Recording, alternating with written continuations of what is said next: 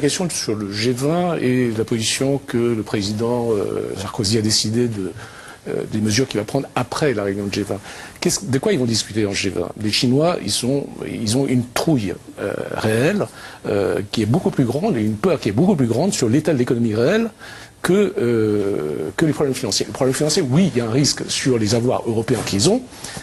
Avant que M. Sarkozy téléphone à Hu Jintao, Wen Jiabao avait téléphoné à Barroso il y a quelques semaines pour lui dire « Attendez, avec la crise de l'euro, que deviennent les papiers euros que j'ai dans les mains ?» Donc, ils ont une peur sur la stabilité financière de l'Europe, mais la deuxième peur qui est beaucoup plus énorme, c'est effectivement risque de récession.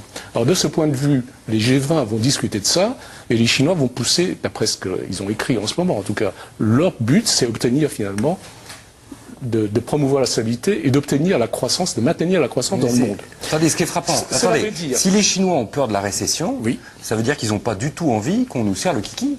C'est-à-dire qu'on nous empêche de consommer en nous prenant plus d'impôts, plus de taxes. Tout le sens d'un G20. Si effectivement la situation aux États-Unis semble être un peu moins mauvaise qu'on le pense, parce qu'il y a quand même des signes de reprise aux États-Unis pour la deuxième moitié de l'année, donc au quatrième trimestre, les choses peuvent être un peu différentes peut-être pour 2012. Si les G20 autour de la table prennent en compte des signaux qui sont peut-être pas tous négatifs, il y a quand même une stabilisation provisoire de la zone euro, et deuxièmement, il y a quand même des signes comme quoi la croissance se maintient, enfin, retrouve un peu de vigueur aux États-Unis après la crainte qu'on a eue au premier semestre, et qu'elle va peut-être pas s'affaiblir en Chine comme on le croit. Dans ce cas-là, je veux dire, le tableau est peut-être un peu différent. Voilà, c'est ça que je veux dire. Et toute la difficulté... On serait sauvé par les Chinois qui finalement auraient envie de continuer à nous vendre des choses et à ce qu'on les achète. Alors, les Chinois...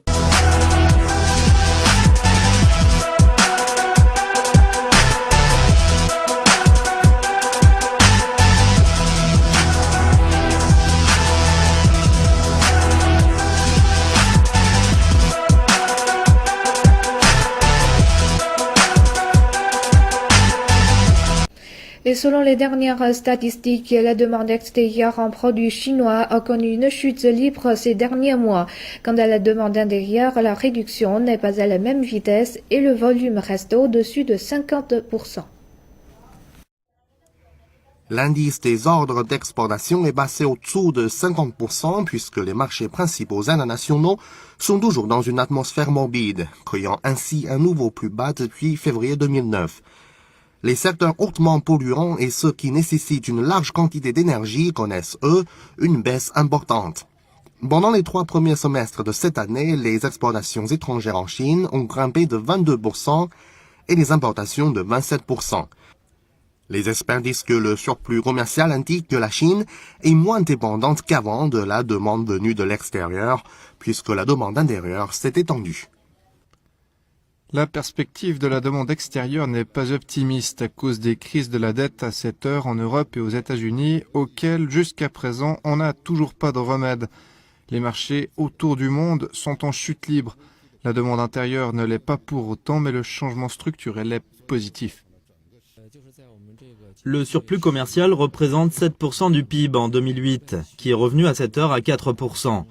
L'impact sur les marchés extérieurs instables ajoute à l'incertitude pour les exportations. Donc il faut promouvoir encore plus la demande intérieure. Ce faisant, le développement chinois pourrait être durable et la Chine pourrait offrir son aide à l'économie mondiale pour se sortir de la morbidité.